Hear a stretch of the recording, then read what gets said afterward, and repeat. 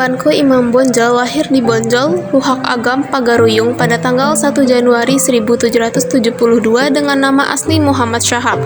Ayahnya adalah Khatib Bayanuddin yang merupakan seorang alim ulama dari Sungai Rimbang, Suliki 50 kota.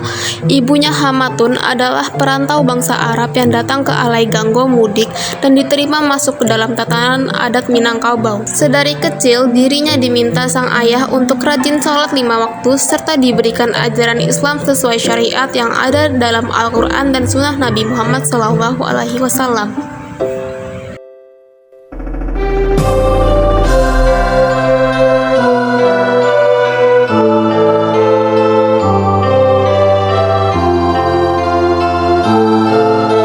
Sayangnya, sang ayah meninggal saat Syahab masih berusia 7 tahun.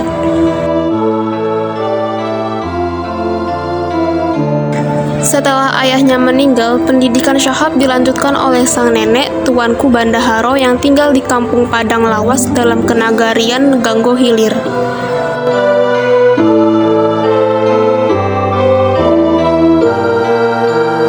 Setelah dewasa, dia belajar agama Islam kepada Syekh Ibrahim Kumpulan di Bonjol pada 1809 hingga 1814.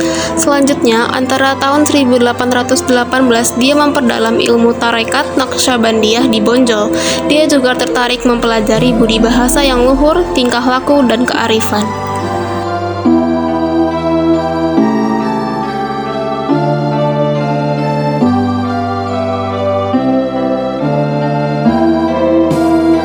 Muhammad Syahab mempunyai beberapa orang istri, tetapi hanya satu yang mendampinginya hingga meninggal, yaitu Hajah Solehah.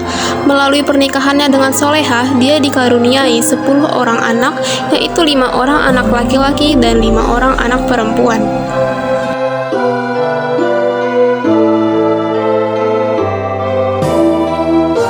Syahab adalah seorang ulama dan tokoh yang dituakan oleh masyarakat.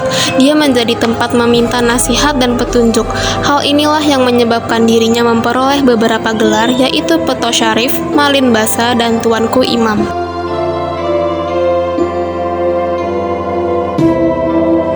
Sebagai salah seorang pemimpin dari Harimau Nan Salapan, Tuanku Nan Renceh dari Kamang, Agam menunjuknya sebagai imam atau pemimpin bagi kaum Padri di Bonjol.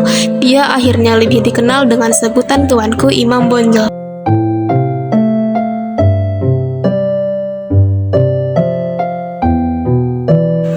Akhirnya, Tuanku Imam Bonjol memimpin perlawanan terhadap Belanda dalam Perang Padri antara tahun 1803 hingga 1837. Imam Bonjol awalnya bergabung dengan kelompok Padri yang ingin mengislamkan masyarakat. Namun konflik pecah dengan kelompok tradisionalis dan Imam Bonjol memimpin perlawanan sengit melawan Belanda.